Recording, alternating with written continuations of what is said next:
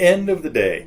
This is a incredibly cool tune by Al Stewart and Peter White. Now, Peter White was Al's main collaborator for the series of albums from Year of the Cat on for quite a while, and performed with him. They did a lot of duet or just solo shows with just the two of them. Did a great solo album, well, a duet album called Rhymes in Rooms. It was just Al with Peter backing him up. Now, Peter went on to back him up for a lot of years, and then kind of went on to be his own star in the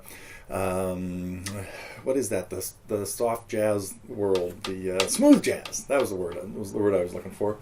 And then Lawrence Juber replaced him, and that was the first time I met Lawrence. Was at an Al Stewart show where I expected to see Peter White. And my first introduction to Lawrence was he was backing up Al at the Fairmont in San Francisco.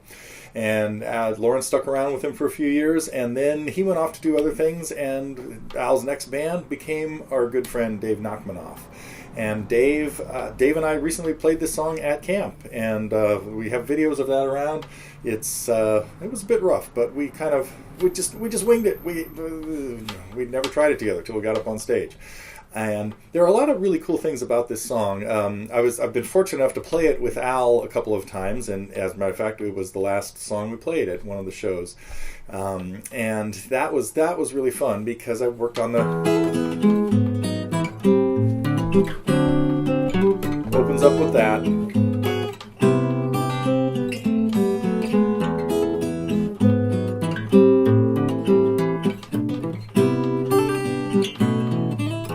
And then comes in, of course, with the lead. So when I came in with the lead, when I was playing this with Al, he just went into a strumming thing. And this is one of the things we're going to talk about with this song, is just the basic rhythm part.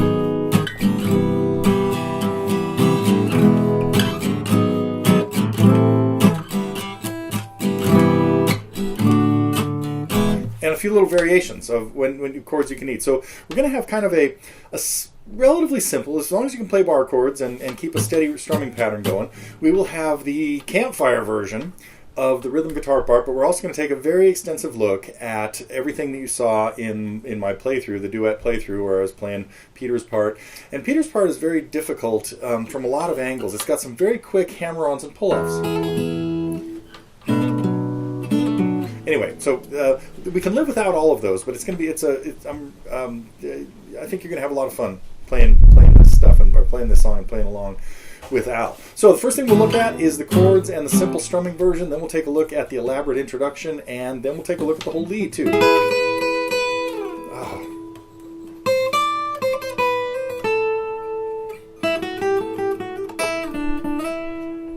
Great melody that Peter came up with for the intro. So, okay, coming up, a lesson on End of the Day.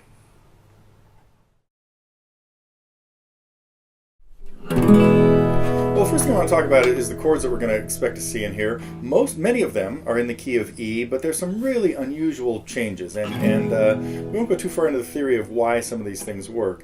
But the main chords we'd see in the key of E would be E major, F sharp minor 7, bar at the 2nd fret with just the C sharp added on right there. So this is the minor 7 member of the E family. The 2nd fret would get us to F sharp.